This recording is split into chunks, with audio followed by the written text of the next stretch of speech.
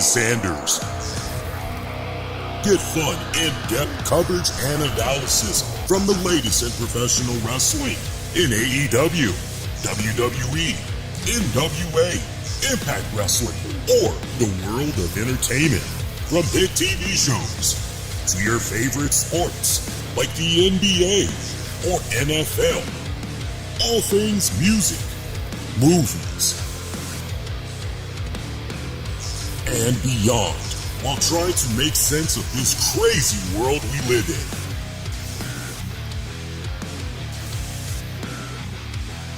All while keeping it honest, insightful, and interactive since 2011. And now your host, live from the nation's capital of Washington, D.C., Lee Sanders.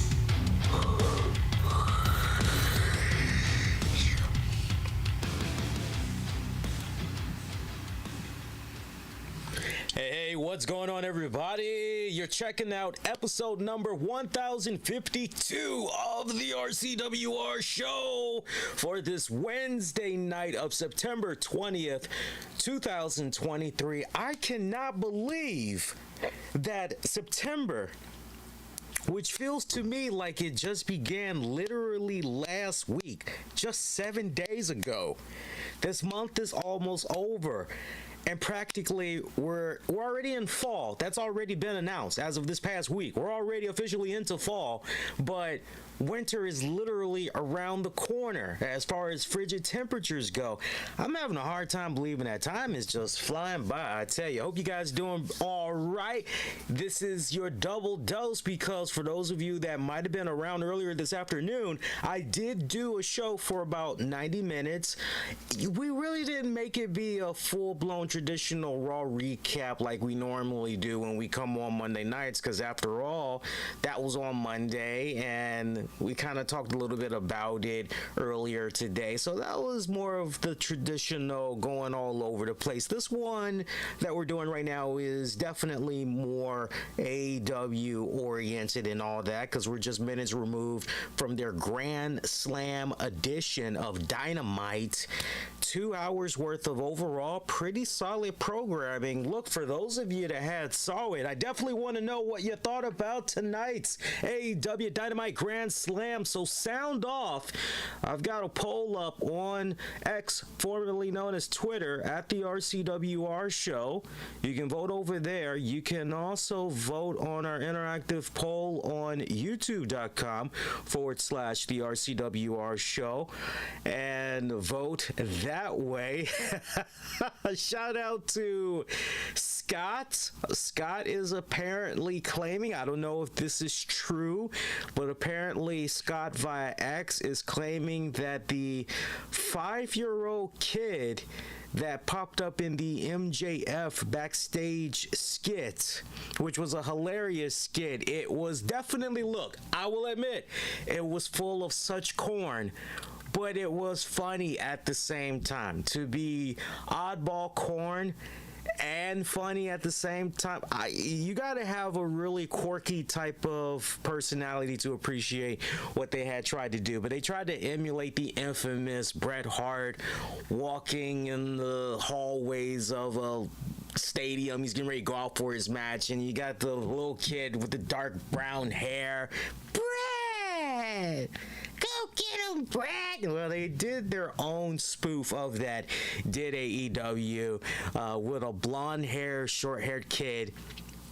And MJF just doing it oh so well, whispered something into the kid's ear, walks off, and then the kid looks at his dad and says, his dad, by the way, his dad looked alike. Tell me otherwise. Tell me if I'm lying. But didn't the dad in this spoof look like freaking Prince Albert? Didn't he look a little bit like him? You gotta admit, he did look a little bit like him. But I like how the kid just looked over at his dad afterwards and says, Dad, I'm adopted. Huge pop right there, huge pop. But shout out to Scott via X. He's claiming that the kid is his nephew and that the kid's name is Austin. I'm actually looking at his profile right now, and yeah, it doesn't seem like he is spoofer or anything like that. He seems to be pretty legit. Yeah, he's actually chiming in a little bit more info here on his social media account, talking about how Andrew is the little boy's name, for those of you that are curious. Apparently his dad had retired from wrestling years ago. So I'm going to try to see if I can confirm with Andrew, but I believe that the baldhead guy that actually popped up in the video as well with Andrew, that is legit Andrew's dad. So if that's true, that's really cool. And I don't really have a doubt what's the right word I'm looking for? I don't have any reason to doubt Scott's information, because apparently he lives in the New Jersey area. So shout out to Andrew. Thank you for that information. Very, very, very helpful. So his 5-year-old nephew, Austin. Yeah, that was pretty good. Kid nailed it out of the park. I loved it. Just overall, great freaking segment. Yeah, cast your vote. I'm definitely looking to seeing how you guys had cast your votes so far. I'm actually on the YouTube right now just to kind of see what the early gauge is, and let's see what you guys are saying. I'm just a little bit curious. Interesting. Well, voting is still pretty early on YouTube. So now that I've put that out there, you guys can find a poll, by the way, youtube.com/the RCWR show. Click on the communities poll and you can vote that way. Or if you have X, you can definitely hop on there at the RCWR show. The last post that I put out there, and there's a better gauge there where I'm seeing so far majority is saying, look, it was a pretty good show overall. Honestly, I would say the show was pretty solid, although there's a lot that's into this in regards to this Grand Slam edition, right? I mean, on the one hand, you look at the show overall, besides the finish to the main event match between MJF and Samoa Joe, which was a really, really bad finish. I wasn't a fan of it whatsoever. And I'll explain to you the reason why. I know we're kind of jumping just a little bit all over the place, but welcome. Officially, this is your AEW Dynamite post show. But we'll also sprinkle in a little bit of wrestling, little news tidbits, non-wrestling news, little tidbits afterwards as well. But just getting back to the Samoa Joe MJF match here. What I didn't like as far as the finish goes, I felt that it overall hurt the match. Now, that might not make sense to you, but we've seen this happen before where two opponents, they're having a really great match, but the finish is serious buzzkill, and it hurts the overall impression, ranking, rating of that match. And the ending to Samoa Joe and MJF, it just left a bitter taste in your mouth afterwards, because we see Samoa Joe, who is working like a surgeon in this match. I mean, he is going for the neck where there is blood. He is pretty much going for it, pulling all the nice heel antics, from the tearing of MJF's New York inspired shirt. Right, he's got like a Mets-inspired shirt. I really would have popped if he would have went in on that jacket. That jacket had every single sports team New York logo on it, with the exception of the New York Knicks. I guess MJF said, look, right? Am I right? I mean, he said, yo, this team has sucked for so long. I'm not even, look, how bad has this team, the New York Knicks, sucked? They have sucked so bad for so long, they aren't even worthy of being put on my jacket. That's how bad the New York Knicks are. So I peeped that out. I know a lot of people were kind of, he's got that logo, he's got, right? They're like, oh man, cool, right? But if you're a New York sports fan, aficionado, and you follow all things sports when it comes to New York, you're definitely kicking back and you're saying no love for the Knicks. And look, I think even fellow New Yorkers, at least those who I talk to, most of them are like, don't even bring that team up, dog. Don't even bring that team up. But Samoa Joe went into that match and he was operating like a freaking surgeon where there was blood. I mean, he was just going for it. And we've seen the ongoing story with MJF and that neck of his. and he has just been running the gambit hard as of late, whether it is a non-title match or it's a match for the AEW World title or it's a match for the ROH tag titles. The man has been stepping up in recent weeks more and more, right? It is part of this whole new change of winds of change. Let's call it that, okay? It's winds of change and everything, right? He's trying to be the people's scumbag and all of that. But Joe going in here, I like the way the match was booked, even right down to the point where the action really went up a notch when it went outside of the ring, and we saw Samoa Joe land that Uranagi on MJF, sent MJF right through the table. By the way, piss poor job by the color commentators when it came to selling that spot. They were almost treating that spot like it was Phil Nicholson at the Masters, right? Like it was some type of a golf tournament, and they couldn't really. They were talking so freaking quiet. I'm looking at that spot, I'm going, man. And I was watching this with some folks in the Discord, and you know, they're not really homing in on it, but I am homing in on it because I've got the big ass flat screen TV. I got the volume up loud and everything, so I'm able to pay attention and everything. And the fact that the commentators are just, it's almost like they were doing a dry read. Now, what does dry read mean for those that aren't really familiar with that lingo? A dry read basically is, for all intents and purposes, a dry read is basically when you have a script, you have yourself a script, and you're reading it back, but you're not reading it back with any emotion. There's no enthusiasm. There's no music playing in the background as you're doing this read.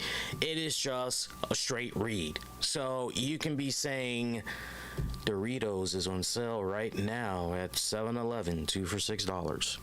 Right, yeah, that's basically a dry read, right? Sometimes it would be called a vocal read. And it just felt like when you saw that Uranagi spot between Joe and MJF, just go back. For those of you that you watched it already and maybe you had the volume on mute, or those of you that got the show on the DVR, you'll be checking it out later, just home in on that part.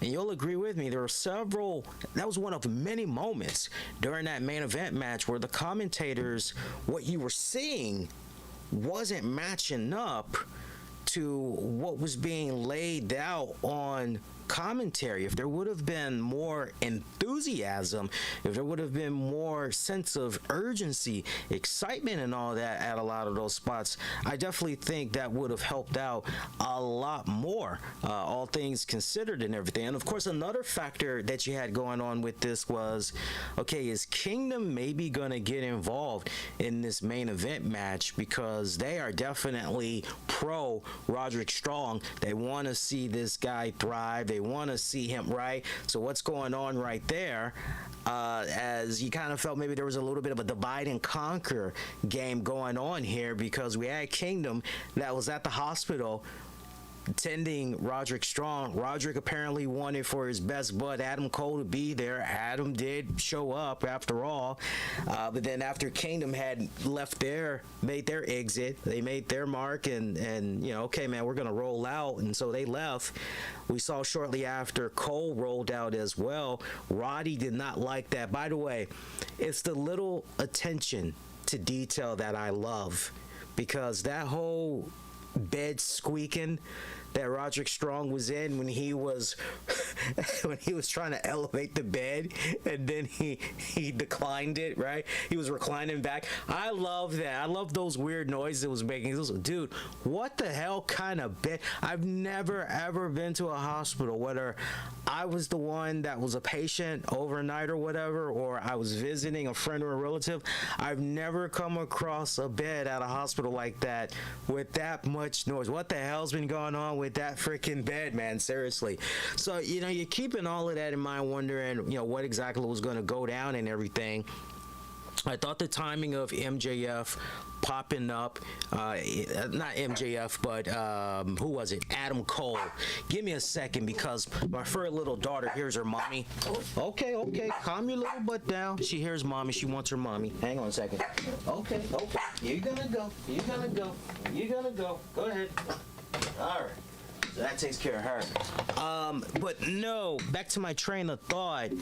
Adam Cole came out there, when it counted the most. I didn't have a problem with that, and I'm appreciative of the fact that Tony Khan and crew, they didn't go overkill with this main event match, right? I'm appreciative of the fact that they didn't have, okay, this person's going to pop up, and then that person's going to pop up, and then this is going to happen, and then, they tried to let it really be about Joe and F, which I greatly appreciate. But to have Cole come out there where it counted the most, but then even at that, you're going, what's going to happen here with Adam Cole? Is he going to possibly flip right here? Are we maybe? And no, Cole didn't do anything. Cole actually came out there for morale support when it was all said and done. But just think about all of that damage that Samoa Joe was doing to MJF's neck and back for all intents and purposes. And somehow MJF was able to continue to kick out of those things. And then when it counted most, we had MJF. I mean, he did a little bit of damage to Samoa Joe. There was a couple of spots here and there, but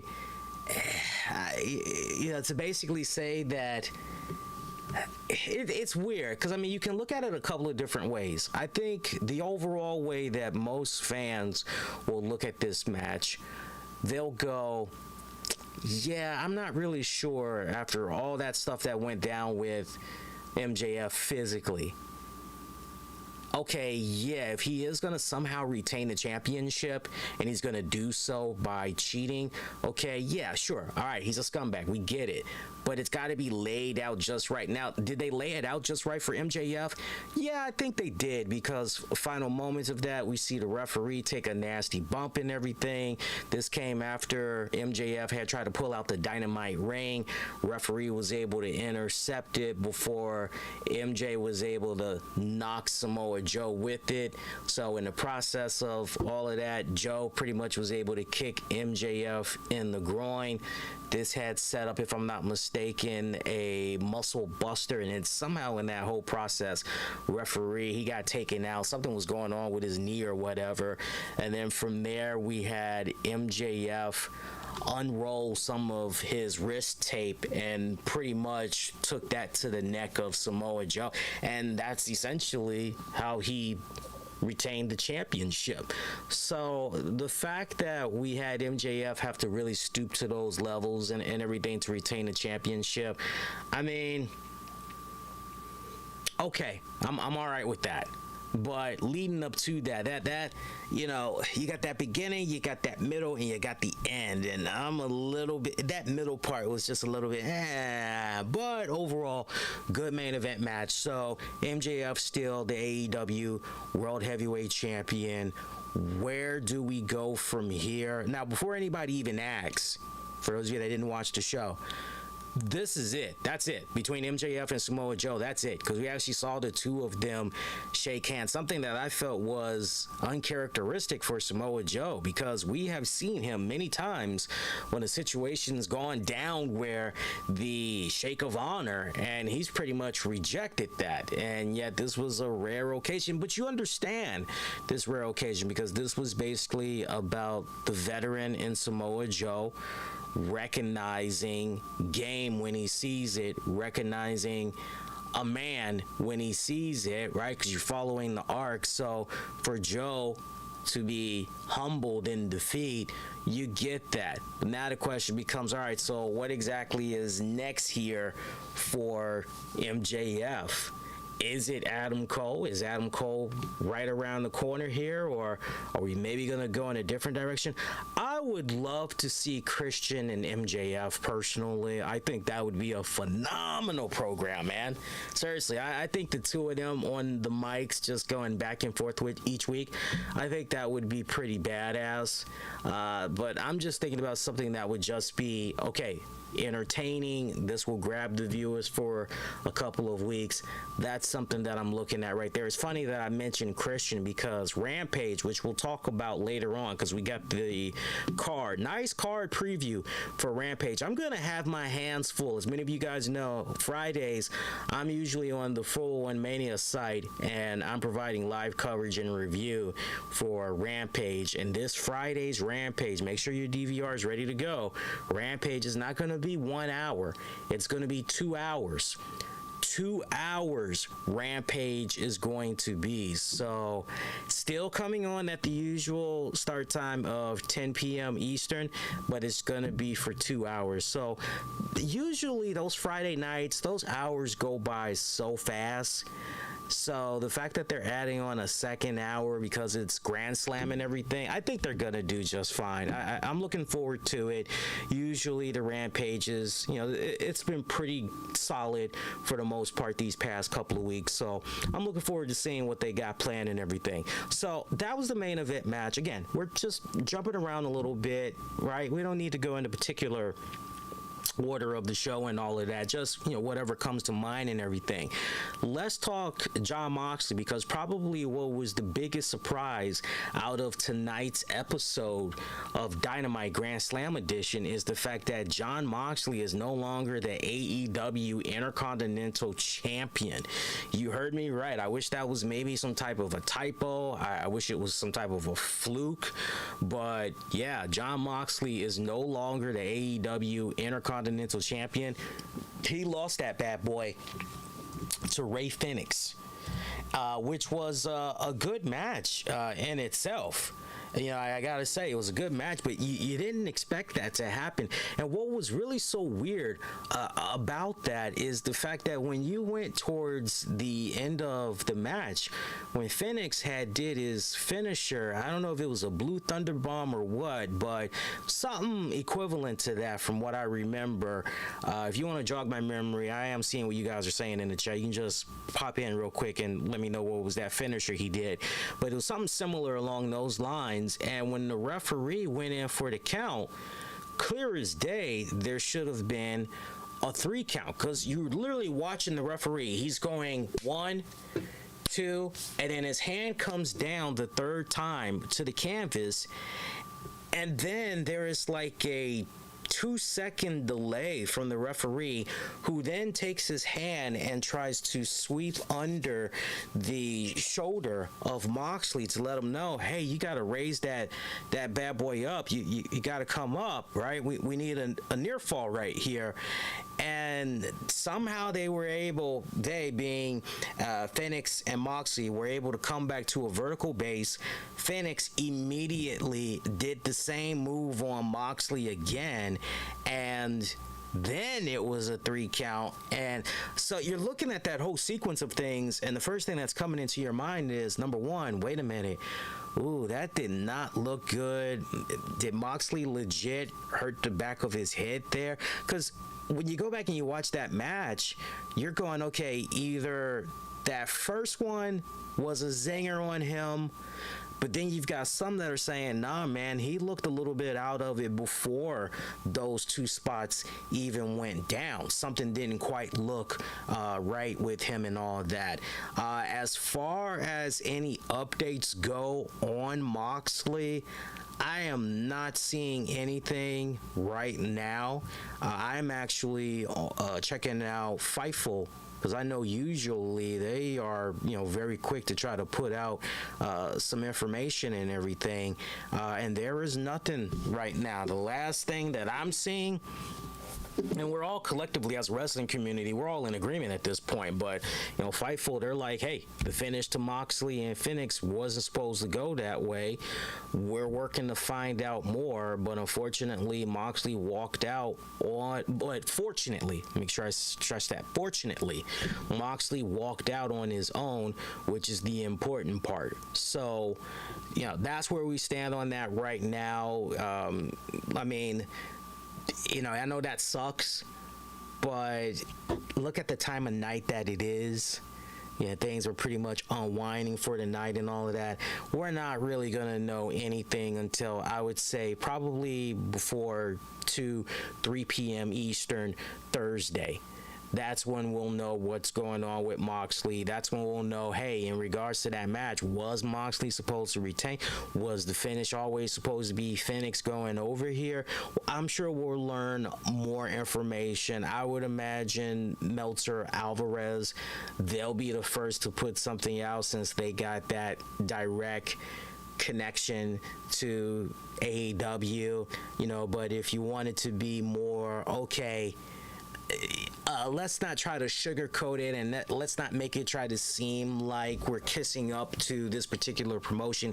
If you want it to be truly, okay, this is what we found, here's the good, the bad, and the ugly, then I would say look out for the Fightfuls, the PW Insiders to, let you know, hey, this is what we were able to find out. And in addition, wait for them to either authenticate what Meltzer and Alvarez are saying, or no, we got to dispute that because this is actually what had went down, right? So take, as always, as I say on this show, whatever Meltzer and Alvarez puts out there, take that with a grain of salt, not at true face value until you see the other cats come out and either they put a little something out there, right, or they're switching it up and no, it's a 180, it's actually this instead of this, right? But I'm just glad, because it was scary. It was honestly scary seeing what was going on there with Moxley. I'm just glad that the man was able to walk out.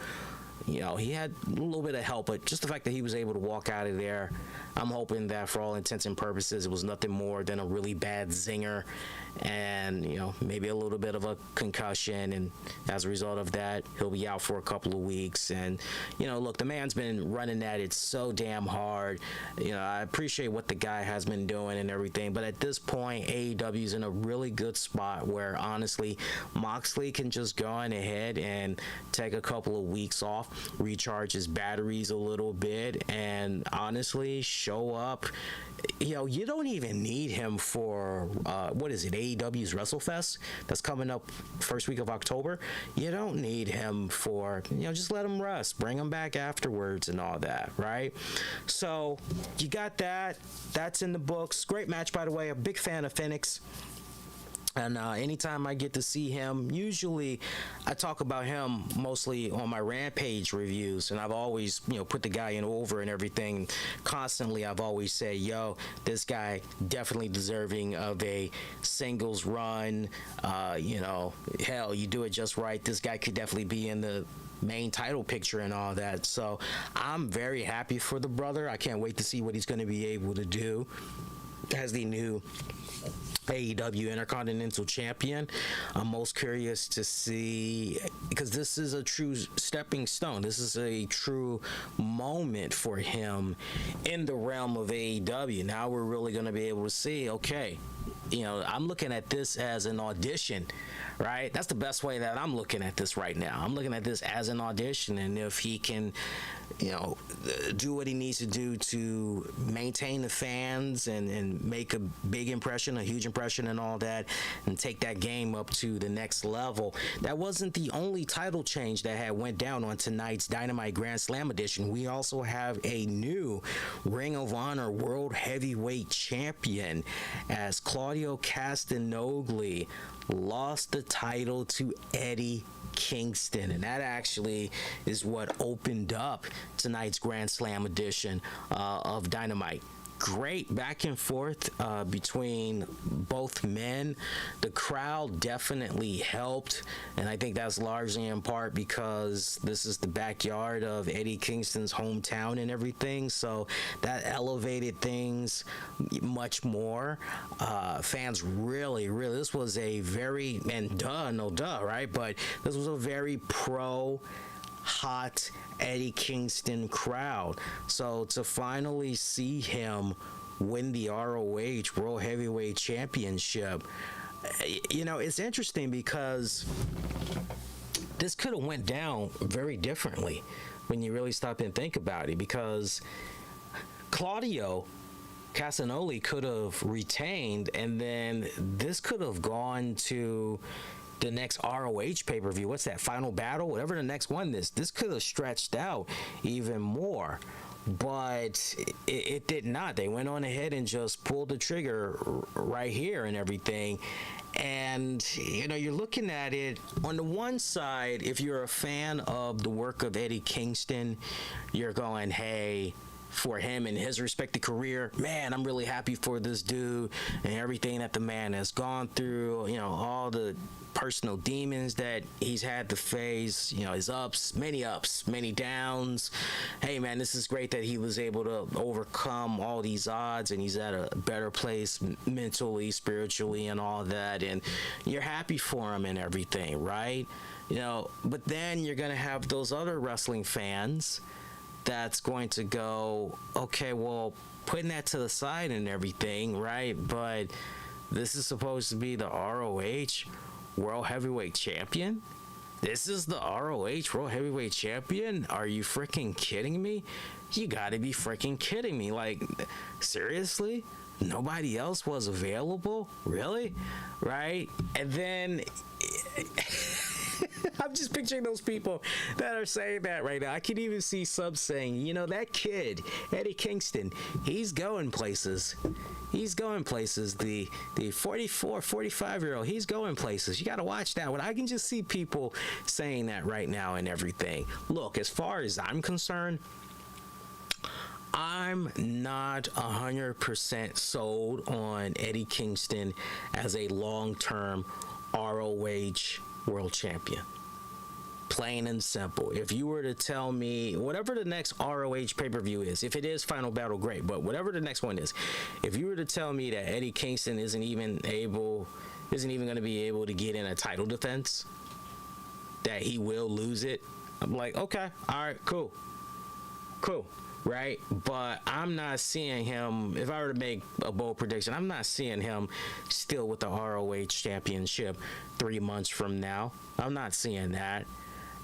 This title change, this was all about giving Eddie Kingston that big moment, because think about it from this standpoint, if he didn't defeat Claudio tonight, then this would have made Eddie Kingston come off like a choke artist.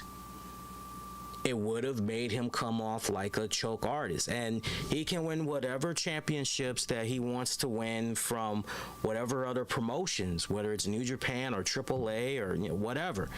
But when it comes to the AEW ROH universe, where it really counts the most, this is where your credibility is really, right?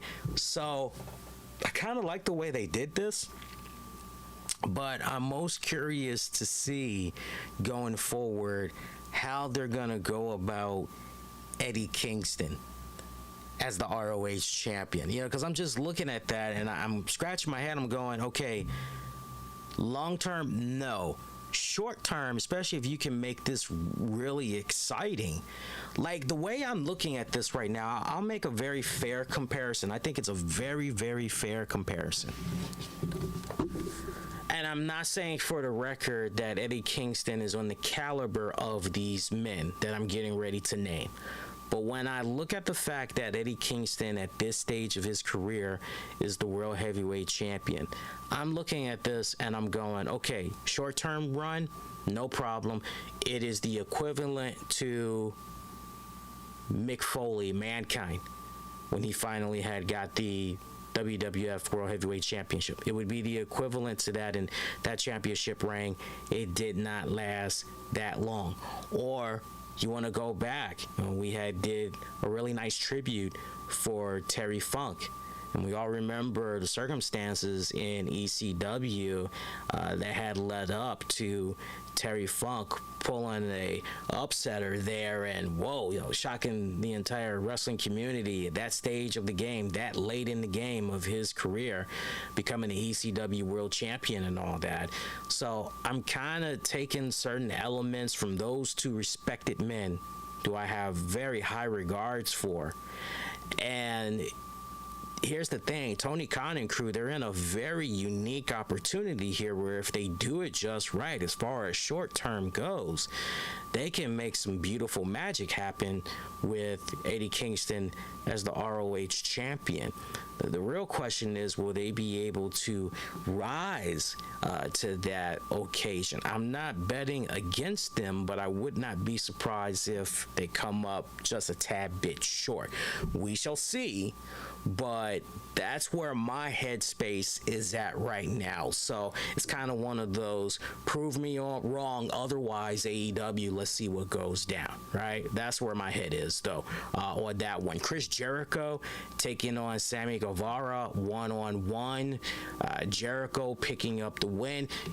Obviously, you frown upon this when you see it, but then post-match, we see Chris Jericho extend the handshake of friendship. Sammy obliges, shakes the hand, and then a cheap attack, I believe it was like a kick to the groin or whatever, and it was like, oh, so Sammy is turning. What the hell? Next thing you know, good old Don Cricket's Callis comes out. And I thought, I shared it on social media, you had this one fan that put his hands to his head when he saw Don Callis come out there, and I just thought that was the perfect reaction to have, because the majority of the fans feel that way when Don Callis comes out. It's, oh no, not this guy. It's, it can at least be a case where, okay, he's got that Dom Mysterio, he doesn't even have, no, this is get off my TV set, get out of the arena type of heat, right? Like, he's like, you do nothing, dude. You just, no, go away. Just, you're like a little mosquito, go away, right? You're obnoxious, go away. So apparently Sammy G has aligned with Donnie C. You're looking at that, and this is so damn weird on so many levels, I gotta say, because seeing that go down, what I don't quite understand, for the love of me, is, well, we know Sammy has felt a particular way, and yet the way you want to stick it to Chris Jericho is, okay, not only am I gonna knee in the balls, do some cheap attacks on you and all that, but I'm gonna align myself with Don Callis.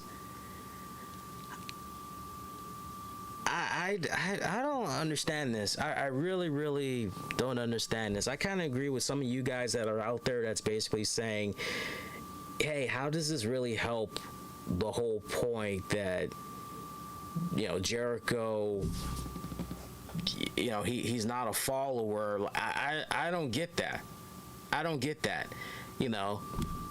Jericho was trying really hard in this match to wrestle like classic vintage Jericho, but it just wasn't panning out that well. This was more about Sammy, really carrying the boatload, I felt, in this matchup.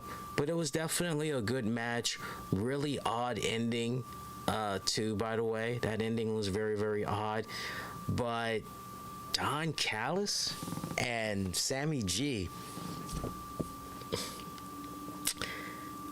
I'll bite, because I need to understand this a lot more, but right now the optics, it's just, this makes no sense, because here's where I'm a little bit confused on this. So we saw the Jericho Appreciation Society all say to Jericho, okay, to cue up the Fleetwood Mac song, you can go your own way. They all just pretty much said, we're out. Peace. Everybody left Jericho. So, what the hell? As far as Jericho doing whatever, right? That's on him. So, Jericho is pretty much doing his own thing, minding his own damn business. Then he gets jumped by what? Aussie Open or whoever it was that jumped him some weeks back. Sammy G comes in there for the rescue. Oh, okay, there's still a soft spot that's there, right? Now remember, Sammy G has said to Jericho during that appreciation intervention or the breakup, hey, look, not sure what's going on with you. I'm paraphrasing here, but hey, not sure what's going on with you, but whenever you're able to figure things out, You know where to find me. Maybe I'll be in your corner. Maybe I won't. That's how Sammy G left it. And yet Sammy G, a couple of weeks later, was the one that came running to Jericho's aid. And then seems like these two are, okay, they're going forward with each other. Then they do this whole tag team little bit, talking about going for some tag team gold.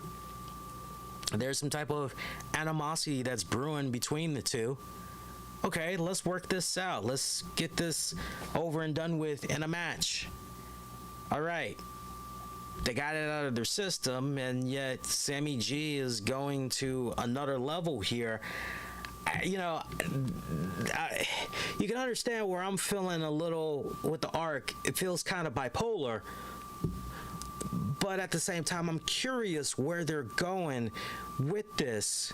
So, to be continued on that one. I'm curious. We're going to learn more because Don Callis and Sammy G, they promised that on Rampage, they're going to explain what's up.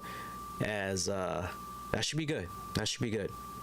What else had happened on this show? I know there was the Women's Championship match. Saraya taking on Toni Storm.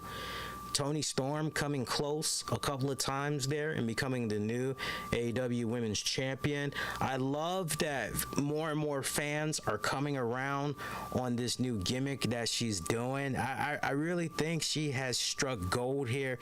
She's doing something that's rather unique.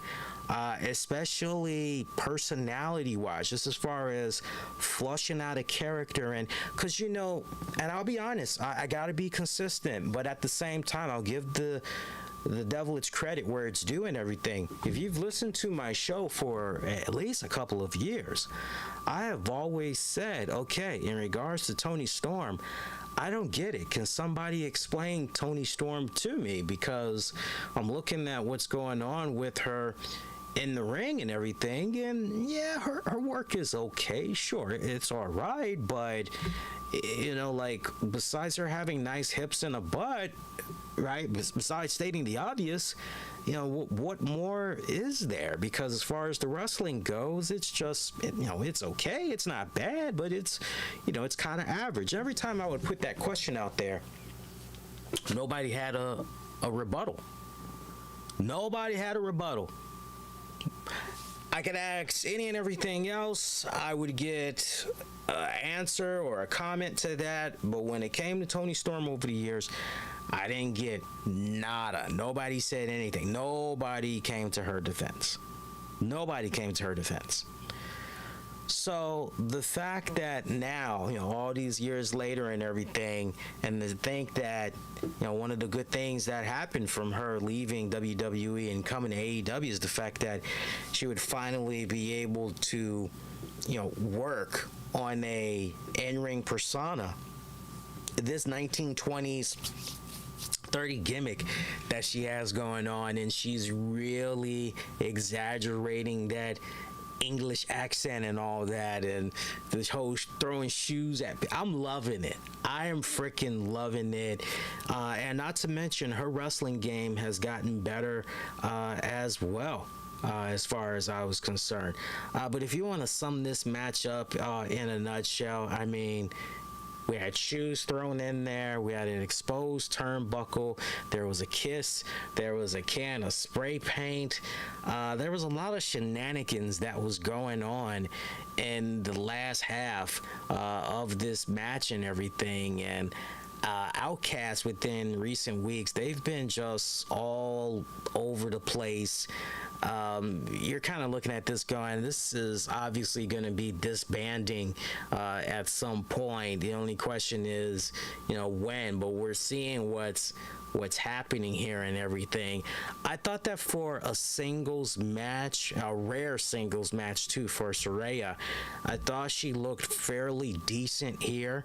I thought Toni Storm did a really good job in protecting Saraya for what it was worth. But, you know, one of the best outings so far for Saraya, but we need to see where this goes. It was a nice average kind of. Thinking about the recent women's matches that we've been seeing as of late, and they've been on the roll, I would say, look, this one was okay. It was okay for what it was worth.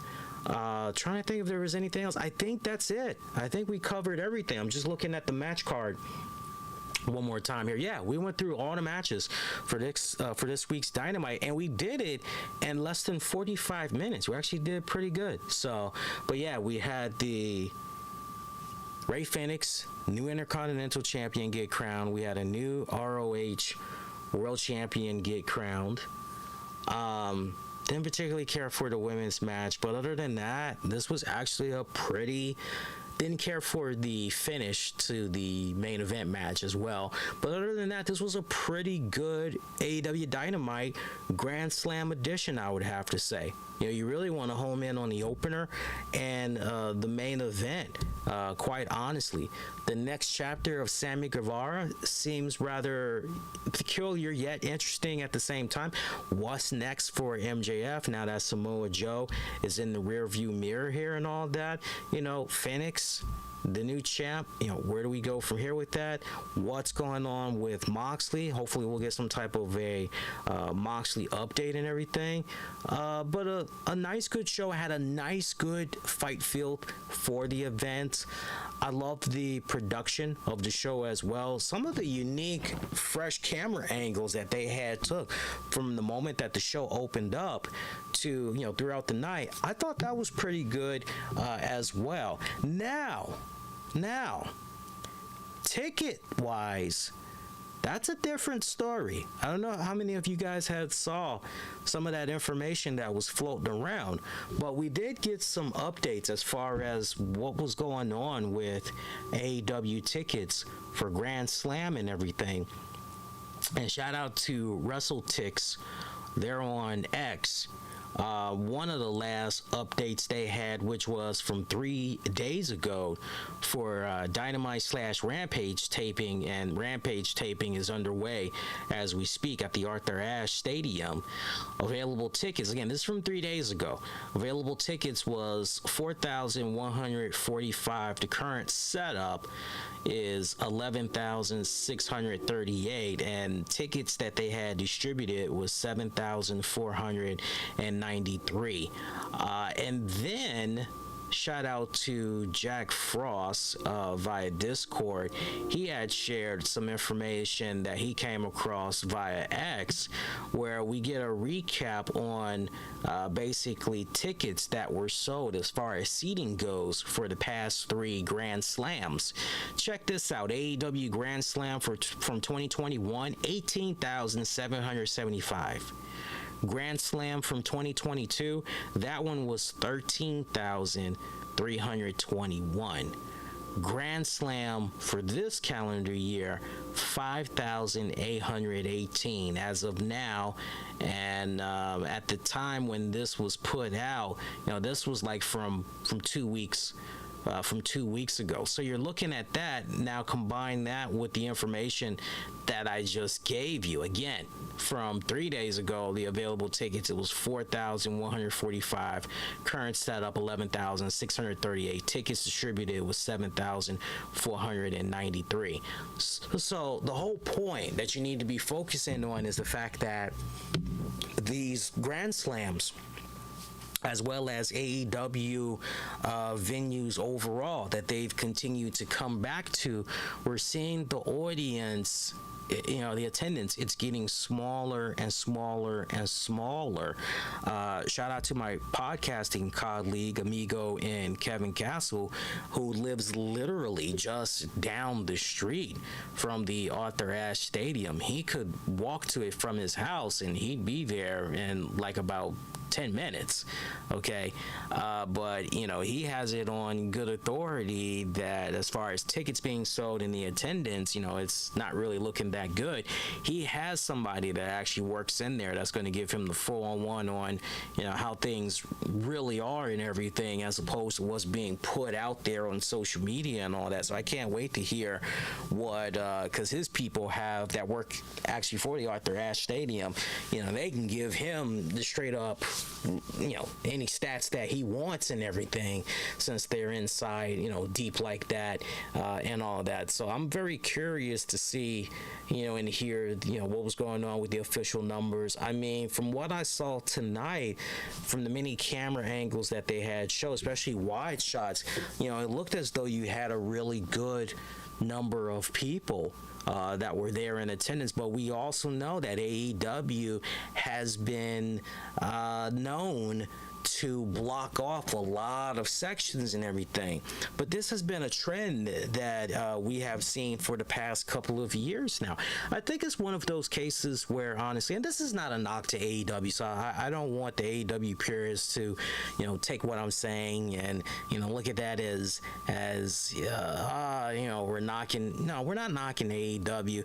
It just comes a time when, after a while, the newness wears off. That's just it. The newness, it wears off, right? Now, some could say, yeah, but WWE is doing this, and I'm not gonna focus so much on WWE, but I will admit I've seen some pretty WWE, for what it's worth. They've done some bad attendance over the years. They definitely have. I still remember when it came to, what was that New Jersey joint that they did, that Women's Evolution pay-per-view joint? I still remember when they did that, and that was the one and only. They haven't done another one since.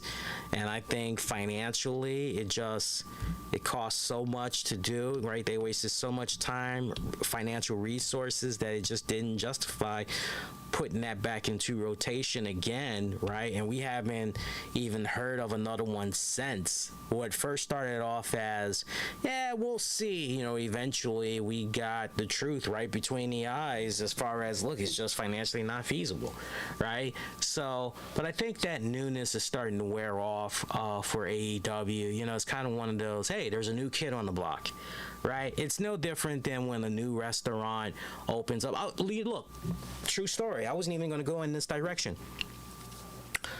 Down the street from me, there's a Qdoba. And I remember when that Qdoba, it's now been there, I would say, oh, God, it feels like that Qdoba has been around the corner for maybe now almost 2 years. Let me just... Hey, hon, I'm live on the air. I'm trying to estimate how long that Qdoba around the corner from us has been there. Would you say about 2 years or less than that? I just sent her a voice message. We'll see what she says to that. But I'm thinking it's about 2 years now, right? And I remember when that Qdoba, for those of you that don't know anything about Qdoba is basically a Mexican restaurant, and you can get burritos. They got great nachos. I recommend the nachos. When you get the nachos, they are given to you in a brown paper bag, and it's nice and hot. Every time we've gotten the nachos, it's been hot. The way they hook it up with the seasoning and all that, it's badass, and you get this great queso dip. It's the bomb. It is the bomb, right? They got quesadillas. If you want some type of a protein bowl, you can definitely go in that direction. Great guacamole, all that. It's real Mexican food that's banging with flavor. I personally love it a lot more than Chipotle. For me, Chipotle, you gotta put a whole bunch of seasoning and that to really make that work and everything, right? But I remember when that Qdoba had first opened up around the corner. That bad boy was packed like a mofo. It was packed like a mofo. If you thought you were gonna be able to drive on up there, walk on in, place an order, no, the parking lot would be filled up out the ass. There would be no spots available, okay?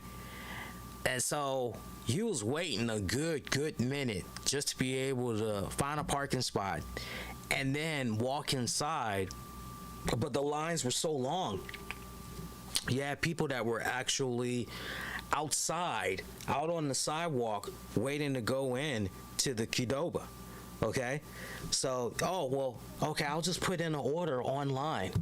yeah, good luck with that, because you'll put it in, and which should only take 15 minutes, they're telling you, oh, it's going to be 30, 45, it'll be ready in 50 minutes.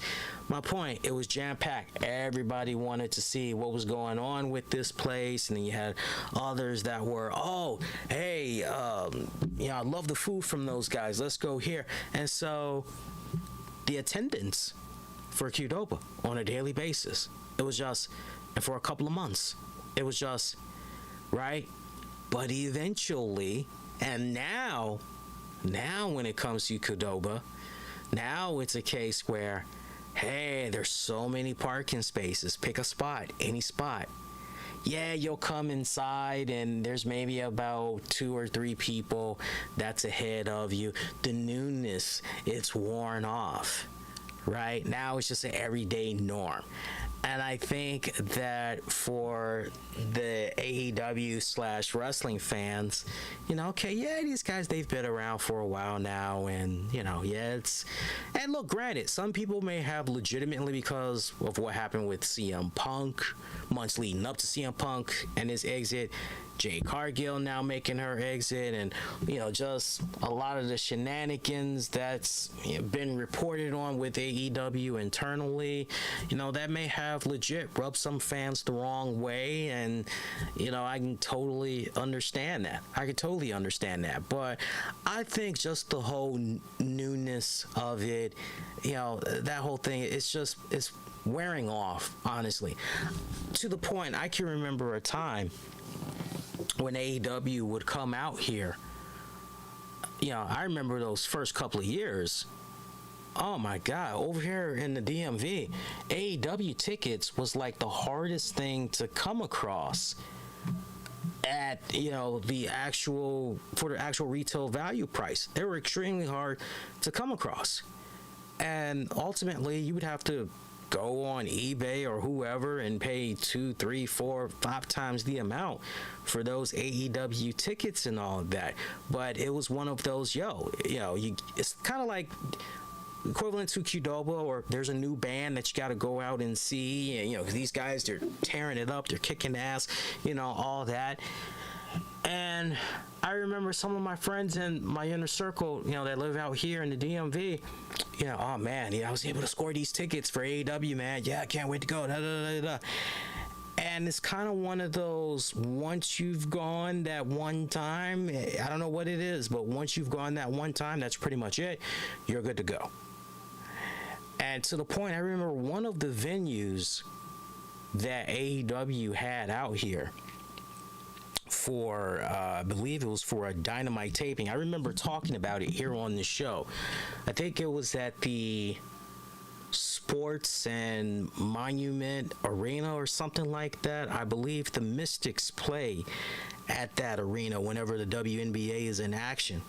And I remember AEW, they were at that venue, and I thought, okay, well, this is pretty good. This is a much more smaller venue and all. Yeah, they can definitely pull something like this off. Sure, it's a lot bigger than, but yeah, they should be able to pull up. They haven't been back there since. I remember there was another venue that they had tried to do. It was either them or it was Impact Wrestling. I think it was Impact Wrestling.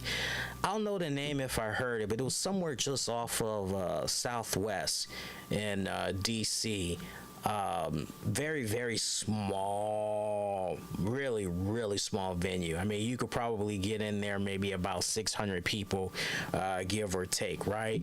But, you can't help but wonder if going forward, for the new calendar year, at least going forward, if AEW, Tony Khan and crew, if they're entertaining the idea of trying to do, smaller venues to try to put a little bit of a curb stomp on the fact that a lot of these bigger venues that they've been coming to, many times over the years, the attendance is getting smaller and smaller, and you kind of want to stay on top of that, as opposed to, okay, we're going to go spend all this unnecessary money for this venue only to ultimately have all the people that's there in attendance, we're just going to move them down to the the hard cameras, right?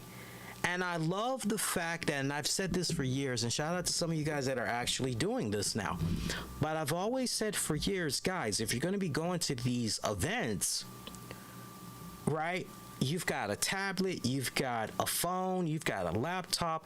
What is the problem with doing a 360, hey, this is Lee. I'm at AEW Dynamite for September 20th of 2023. I'm here at the Arthur Ashe Stadium. I just wanted to give you guys a 360 perspective. Right now, the next match that's underway, it's actually our main event between Samoa Joe and MJF, right? And just pan 360 and show everybody what's going on. Take those pictures, all of that. And now more and more we're seeing people that are actually doing it, and shout out to you guys that are doing it, right? Because I think that in this day and age, with all this great technology that we got, right now more than ever, especially in the day and age of misinformation, look, I'm telling you, the attendance here, it's kind of bad. Don't believe me, here's what's going on, right? So I like that people are stepping up more, and they're doing those little, right, whether they're adding commentary or they're just being quiet, but showing you, and clear as day, because they just happen to zoom in, let you see what match is in progress, and then they're doing the whole 360 spin and all of that. But they definitely got to do more to try to get the attendance right. I mean, that's just think of those numbers that I just shared with you guys for Grand Slam. I mean, that significant drop off like that. I mean, that is just insane. So I was talking about Rampage earlier. The card for Rampage is pretty damn good. Check this out. And this isn't even all the matches, by the way, but this kind of gives you a little bit of an idea what's going to be going on. And look, if you guys are going to be out and about this Friday, have no fear. I'll be on the Full One Mania site doing live coverage and review for Rampage. I'm looking forward to it. Again, it's going to be a 2-hour joint. So we've got a Ring of Honor World 6-Man Tag Team Championship match as Mongol Embassy takes on the Young Bucks and Hangman Page. Meanwhile, there's going to be a ROH World Tag Team Championship #1 contenders match as the Kingdom faces the Righteous, faces Best Friends, faces the Hardys. Darby Allin and Sting will take on Christian Cage and Luchasaurus, which, by the way, for Collision this Saturday, there's going to be a triple threat match for the TNT Championship as Darby Allin and Luchasaurus and Christian Cage will all fight for the TNT Championship. Christian is dubbing it a handicap match. Yeah, we'll see what happens with that. Julia Hart takes on Sky Blue. By the way, shout out to Julia Hart.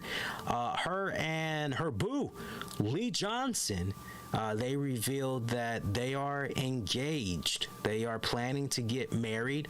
I don't know when the wedding date is. Unfortunately, I didn't get a chance to look that far because I was in the middle of an important phone call at work earlier today. And I unfortunately wasn't able to obtain a little bit more. It's been a little bit of a hectic day for me, honestly. I'm surprised I was able to really sit down and pay attention to Dynamite for the past 2 hours tonight. But they seem like a pretty nice, cute couple and all that. So legit, I'm happy for Julia Hart and everything. I wish the couple nothing but pure sweet bliss and happiness. I can't wait to see the photos of the wedding. That should be pretty badass. But congrats to them on their engagement and everything. I was like, Lee Johnson. When I've heard the name Lee Johnson, I'm going, I've seen that guy, might not see him enough on TV, and I'm picturing the face. I looked him up and I'm going, oh yeah. It's like, yeah, I think he's kind of cool. Yeah, wrestling wise, and I'm like, yeah, he's kind of cool. So shout out to them. And Julia Hart and Sky Blue will be going at it one-on-one. Mike Santana will be in action as well. As far as who his opponent is going to be, we'll have to wait and see how that pans out. If you guys been enjoying yourselves so far, if you haven't done so already, make sure you hit that like button. When you do that, you really help put more eyeballs on the content. Help us reach a more broader audience as well. Let's see what you guys had to say poll-wise in regards to tonight's AEW Dynamite. Let's first go to YouTube. And look, if you haven't voted yet, you can definitely go vote right now. You don't have to spam all over the place. Just whatever you got access to, whatever comes to your mind first, just go there. But YouTube at the RCWR Show Communities tab, I'm seeing 33% of you are staying in the middle. Meanwhile, 67% of you are giving tonight's Dynamite Grand Slam a thumbs up. Appreciate you guys that had cast your vote. Meanwhile, X, formerly known as Twitter, I am seeing 6% of you are giving the show a thumbs down. Meanwhile, 29% of you are staying in the middle, and 65% of you are giving Grand Slam a thumbs up. Keep the votes coming. Polling will remain open for the next 24 hours. Appreciate you guys. Keep rocking and rolling. Couple of other little tidbits that we can get into. So shout out to House of Wrestling, Nick House of Wrestling, Haas. He is reporting that from his respected sources, it looks like as far as the CM Punk camp goes, as far as potential legal litigation from CM Punk to AEW Tony Khan, it looks like Punk is just letting everything be. He is not going to pursue it. Of course, this could change. But at least according to House of Wrestling sources, doesn't look like Punk is going to be pursuing it. Everything is very quiet on Punk's side as far as Tony Khan, AEW. Everything's quiet on their side. They're just trying to move it along, focus on the day-to-day operations that's at hand. So, a lot of people are going, especially based off of CM Punk returning to MMA commentary several days ago. Question was brought up of a post-show or whatnot, doing a post-show, a fighting post-show, and Punk saying he's got a little bit of free time on his hands, and he let slip that for the next 2 months. So you hear that obviously has a lot of ears buzzing in the wrestling community, as everybody is wondering, okay, well, that's pretty much just in time for the Survivor Series. Is it possible Punk is going to be coming back to the WWE, right? We'll just have to wait and see how all of that is going to play out, right? I hate doing the guessing game and all that other stuff. If it happens, it happens. What have I been saying to you as far as CM Punk rolling out of AEW and the possibility of a WWE return goes? I've said to you guys, anything can and will happen. Never say never. That's what I've always, right? We've seen some crazy things happen. I never would have thought that Bruno Sammartino would ever do something again with the WWE, that he and the WWE would make amends. Never thought that would happen. I never thought that I would see Ultimate Warrior back in a WWE ring again, but somehow it happened, right? So, we've seen many instances, Bill Goldberg coming back.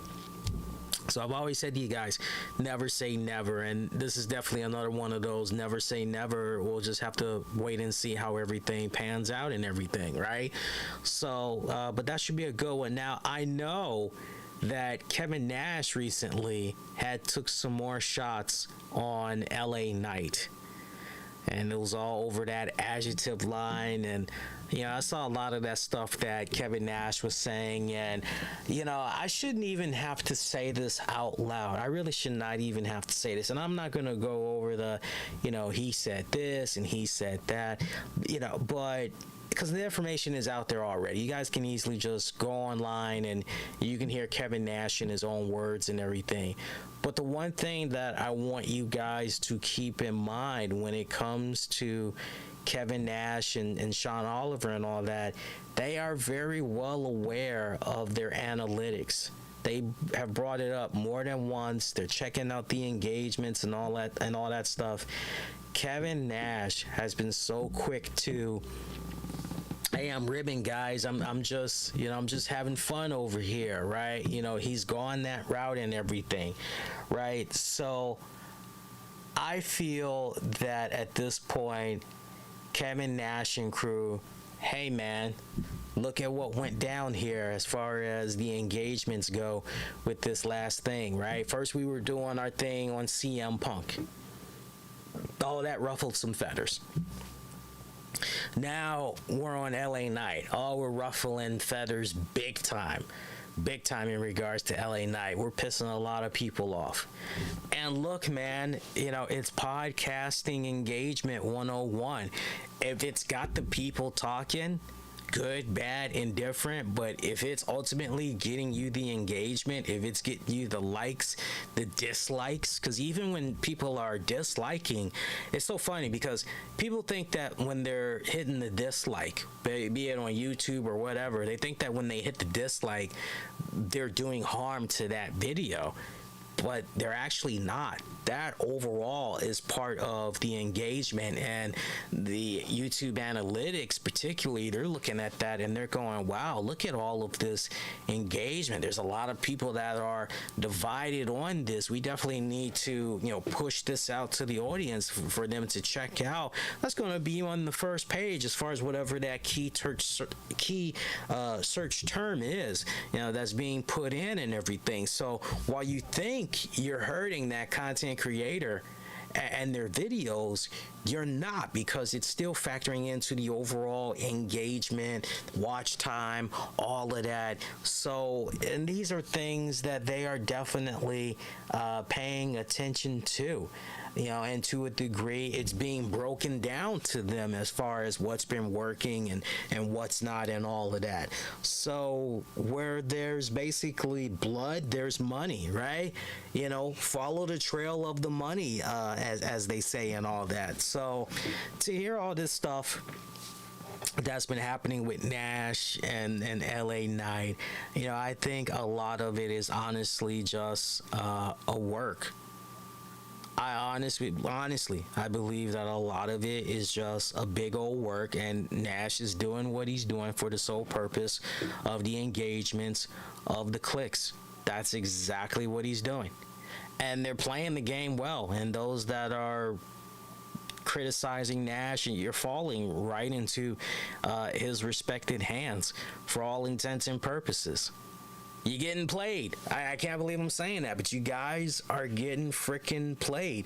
And what was honestly the dead giveaway for me was when Nash started talking about how he had a phone conversation. I don't hear a lot of people bringing this up, by the way. But when Nash brought up the fact that he had a conversation with Paul Levesque, Triple H, about these reports on LA Knight's contract, and why it was so difficult getting this guy to sign a new deal, and Paul Levesque essentially saying this kid, I don't know what's going on with him, and even going so far as to say that I believe Levesque said something along the lines of, I just see this guy as somewhat of a nostalgia act or something like that. Hopefully I'm not taking that out of context, but I believe I had heard, and I even read the transcript as I was watching what Nash was saying, and I'm going, wait a minute. I've never heard Kevin Nash be this outspoken before on conversations that he's had with his friend Triple H, Paul Levesque, in regards to certain talents. That's Nash. Since when has Nash been spilling the coffee on stuff like that? Like, what? Wait a minute. So if that doesn't, really, stop and think about it. For those of you that's been checking out Kevin Nash's podcast and all that for a good minute, when have you ever heard Nash really go out of his way? Yeah, I was talking to, naming people in WWE, and right? And then you would just like to believe that, wait a minute, man, this was supposed to be a very intimate conversation. This is just one-on-one. This isn't for the podcast, right? And the fact that Nash hasn't come right back around, maybe he will this coming week. We'll have to wait and see, because I don't think their newest episode has dropped yet. So we'll have to wait and see. But unless Nash comes out on the next podcast, try to stay face or whatever, and say, hey, I had a conversation with someone in WWE. I'm sure you guys can put two and two together, and I had put a little bit too much information out there. And, I have to apologize. That was a big no-no on my part. I got so hot-headed, right? I've been told not to do that again. So, please, right? And unless he comes out and I don't see that happening, you just got to have in the back of your mind that a lot of this stuff that's being put out there by Nash on night, look, not everybody likes certain things. Not everybody, different strokes for different folks, man. Not everybody likes Brussels sprouts. Not everybody likes fruit on their pizza. Not everybody likes the same podcast. Some people may feel that this person over here on their podcast, they talk way too long. They talk very little.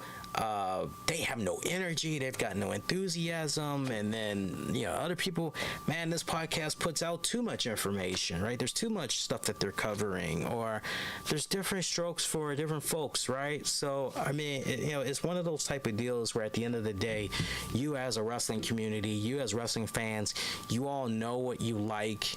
You know what you appreciate. You know why you like the things that you do. And that's all that really matters.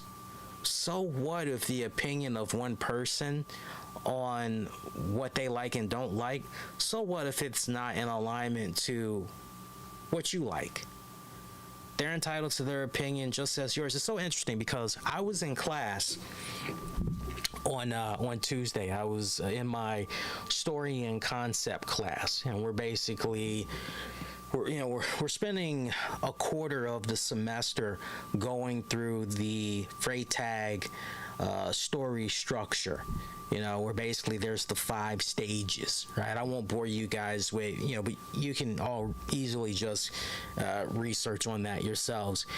And, we were talking about how in today's day and age, we're able to still implement the Freytag pyramid of story structure into whether it be a PSA, a movie, or a TV show for that matter, right?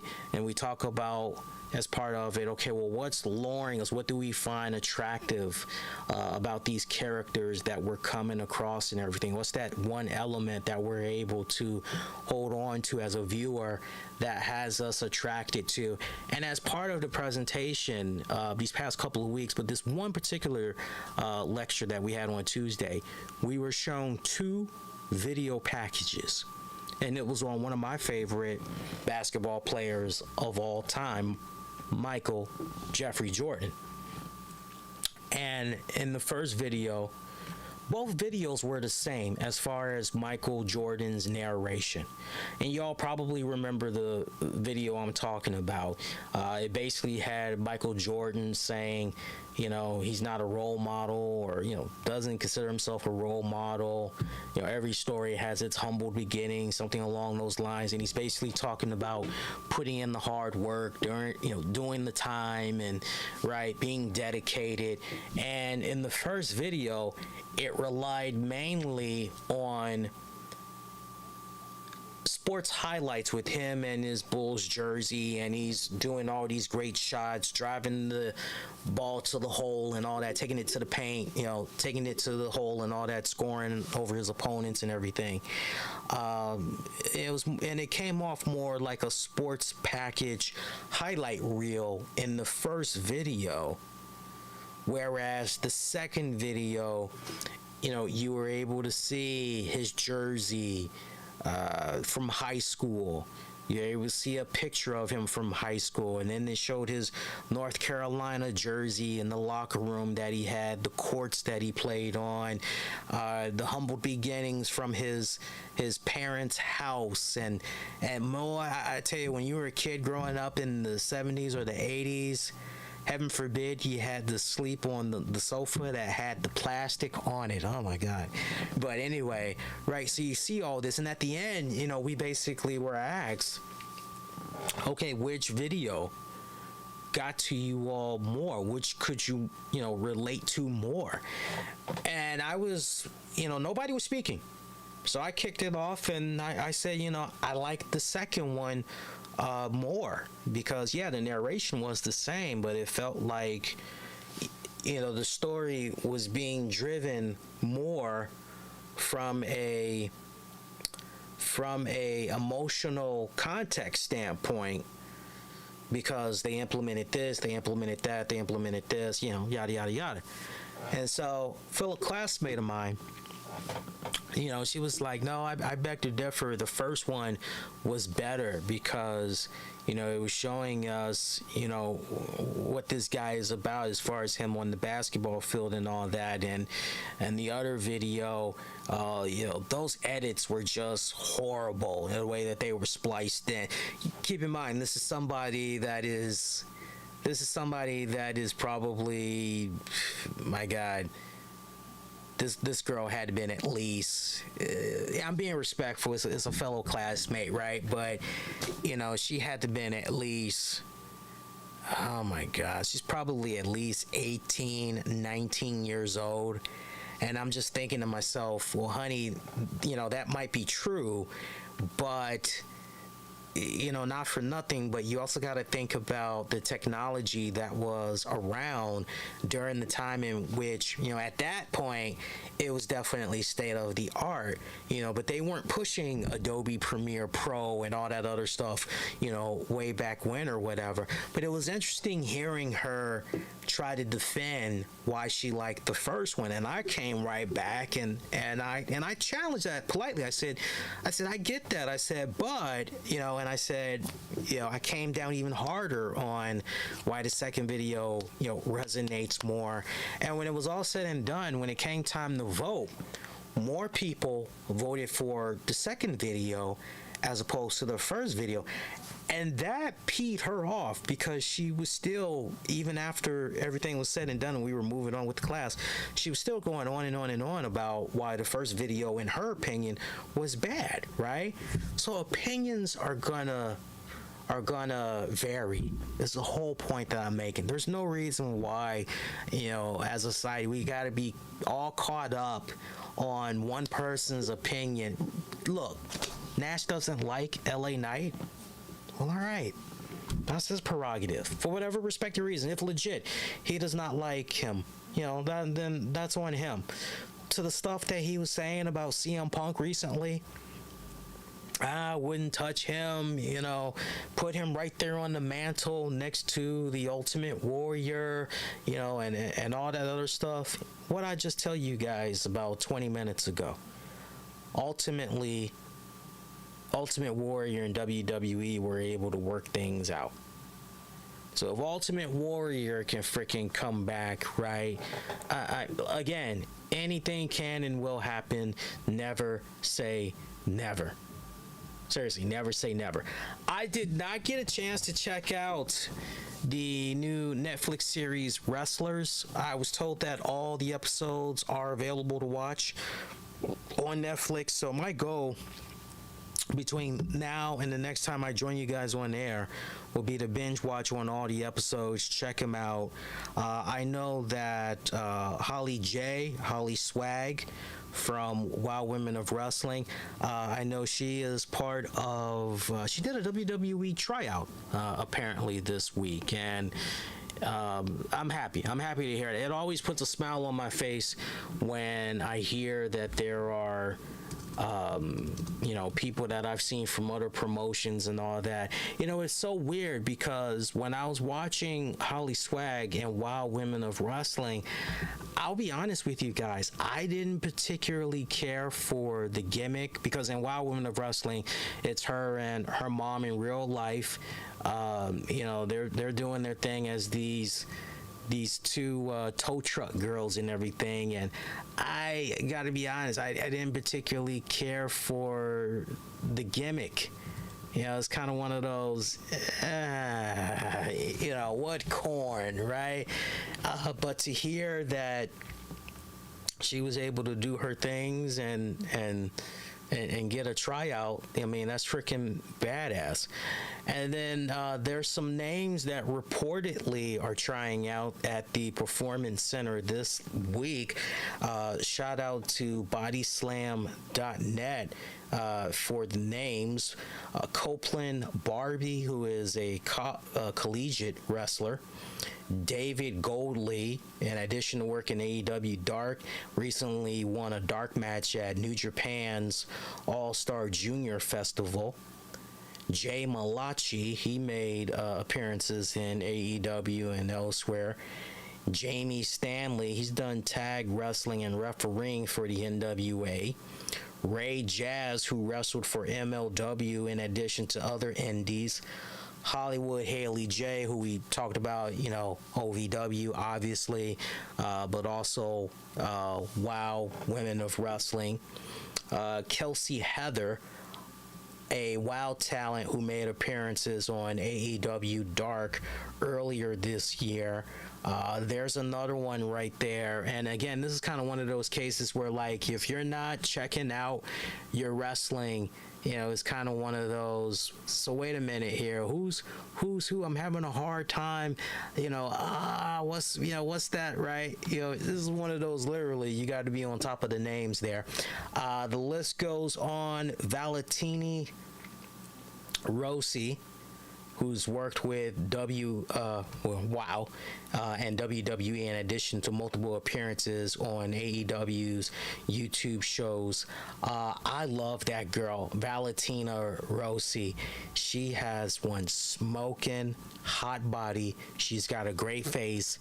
I think of all the names that's signed, Valentina, I can definitely see her going the farthest. And if you all have never looked her up before, when you check out her face, if you guys remember, she was the one that was I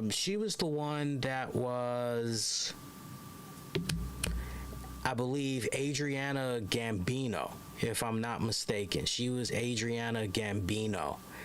And for you guys that were checking out my WOW recaps, I used to stay putting that girl over. So as far as swag, personality, and all that goes, right, she's got all that and then some.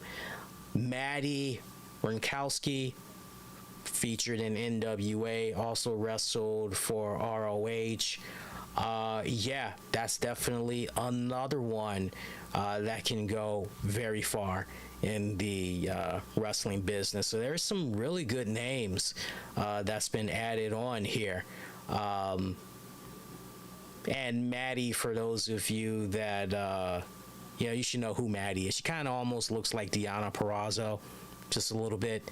Demarius Largo is another one. So they got some really good names that's in here, and I would be shocked to hear, honestly, just looking at this list right now, I would be shocked, just going off what I'm seeing here. Maddie should definitely get something. Valentina for sure. Kelsey. Haley J. Those names, I'm not quite, Jamie Stanley, I'm familiar with as well to a certain extent. So I would say him.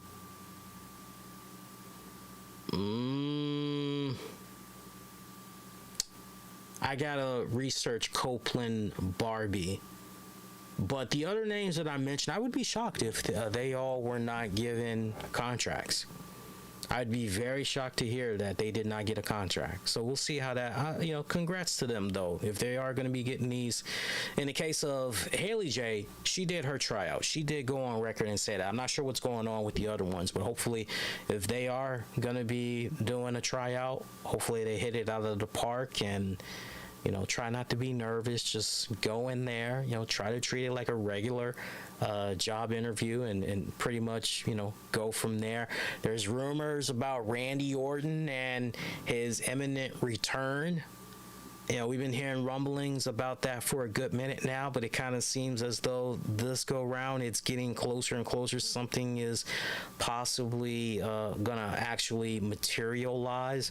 The latest report that is being put around, and shout out to the good people over there at Forbes, they pretty much have like the most recent information.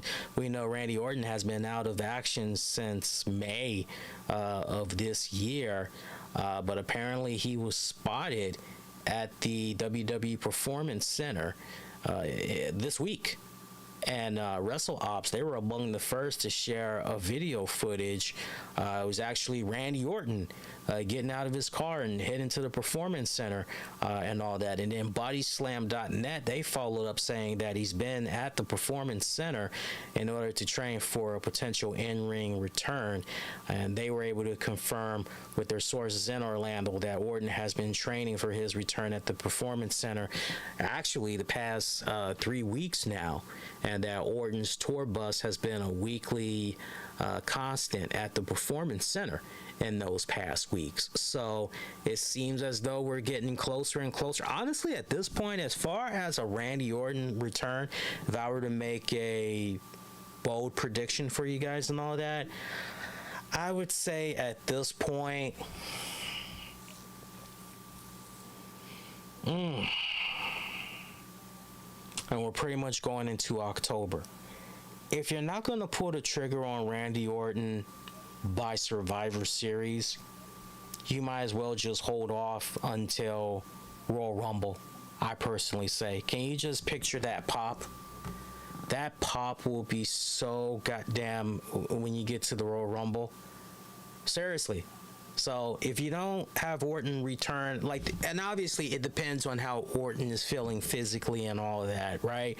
But depending on what's going on with some of your current story arcs, you can stretch this out, and if everything is going accordingly, you can either have Orton pop up at Survivor Series, or, okay, you know what, let's go for the really good feel moment, and now we'll actually save this for the Rumble, right? Enjoy the holidays, spend the time with the family, and, just keep training, keep working out, all that good stuff. Come back not just at 100%, come back at 150%, dog, right? So we'll see. But if I were to give an early, I would say if it hasn't happened by Survivor Series, Royal Rumble for sure. Other than that, that is pretty much it. We could stick a fork in it and call this DONE done. So as far as programming notes go, once again, we did do a show earlier today to make up for what had happened by not doing a show on Monday. So you guys can access that. It's available on demand right now. I haven't even mixed down the audio yet. I have not mixed down the audio yet. So I'm actually taking a class also this semester on audio editing and everything. And I'm learning some new tricks. So I'm being a little bit of a procrastinator right now, just for this week, in uploading the audio, because I want to try to take some of what I've been learning so far and implement it in the audio for on demand and download. So I'm probably not going to get the shows that we've done from today. I'm probably not going to get those up until Thursday night at the latest, but both of them will be available for your listening pleasures wherever you get your podcast. By the way, appreciate the support for on demand and downloads. Make sure that you're checking us out on Spotify, Google Podcasts, Apple Podcasts, iTunes, iHeartRadio, Alexa. Just say, hey, Alexa, play the latest episode of the RCWR show. We got TuneIn Radio. We're all over the place. Just use the keywords, the RCWR show. Once again, you enjoyed this, smash the like, all that good jazz. Get at your man on X. It's taking me a while to get used to that, but it is what it is. X, formerly known as Twitter, Facebook at the RCWR show. For those of you that missed Dynamite tonight, I actually uploaded as a highlight reel what was going on there with that MJF segment that I had mentioned. So if you guys want a hearty little chuckle, you can go check that out. And I actually just heard back from Wifey earlier. I hate to end the show like this, but I literally just got the message. Remember what I was talking about with the Qdoba and the freshness of it? So she's saying, because she's got a better memory than I do on certain things, she's saying it's been there almost 2 to 3 years now. Definitely a little bit more than 2. But you get the whole point of that analogy I was bringing up earlier and all that, right? Yeah, right. So unless there's some breaking news that goes down, that's pretty much going to do it. Wishing you all to be safe. Most importantly, be kind to one another. Enjoy the rest of your week, especially as far as this fantastic weather goes that we've been having. And enjoy it, because next thing you know, Old Man Winter will be here before you know it. And then that's pretty much going to be it. Take care, y'all. Peace.